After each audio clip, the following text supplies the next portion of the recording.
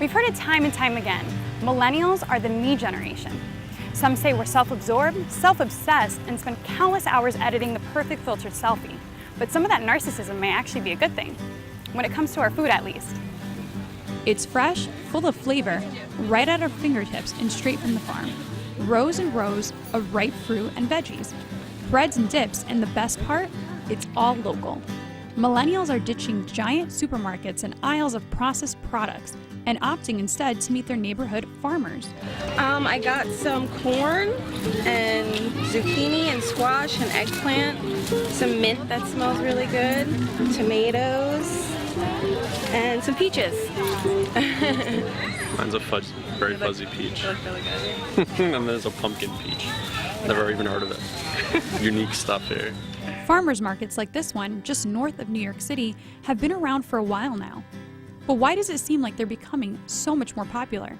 It's the convivial thing. It's the food, it's the kids, it's the dogs, they had a little pancake making thing here for kids, so there's an experience. Well, I think it's just all about getting everything fresh and directly from local sources. I think that's part of the appeal. No, they're coming here because it's part of our culture now. It's part of what we do. Buying at farmers markets, the experiential piece. But would you go to the supermarket or would you come here for your veggies? Recent studies find that our generation is way more conscious of exactly what we're eating, and we're valuing food combinations that incorporate organic and local ingredients. According to research by Goldman Sachs, 24% of us are committed to eating healthy, compared to just 14% of people in Generation X. In fact, millennials have the highest level of awareness when it comes to raising food ethically compared to any age group.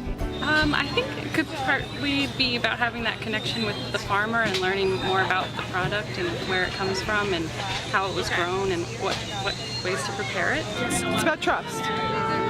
Like, I don't trust getting my food from a supermarket. I don't know where it's coming from. I don't know what they're using on it. I don't know so it's about trust. That idea of trust is why David Starkey got into the food business. He owns a farm-to-table restaurant that prides itself in sourcing local ingredients to create meals that are not only good for you, but for the planet. When I had my first child, I began to think about what I was feeding that child. I began to think about what kind of planet I was going to leave my child. And so all those things sort of evolved into this kind of restaurant. And what do you look for in a farm when you decide to get produce from? Well, that's really important. It's to know the farmer is really important, so that you can trust their integrity. You can trust when they say, I grew this myself and I grew this in this way, you know that you can trust them. David took us into his kitchen to show us what he buys from farmers in the area. We have some vegetables out that we're probably going to either put in our seasonal omelet today. I actually move around with farmers rather than stay with a farm. Farmers sometimes migrate to another farm, another job, and I go with that farmer. That's happened often. So it's really more about the farmer and who that person is and their integrity. He thinks he's seeing more millennials come into his restaurant because they're informed about what they're eating. And he's right. Research by the International Food Information Council finds that 7 in 10 millennials consider whether what they eat and drink is produced in a way that protects the environment. From articles to Instagram posts, food blogs, and probably the most powerful, documentaries, tons of 20-somethings we've talked with say they're eating cleanly because they learned just how harmful fast food can be.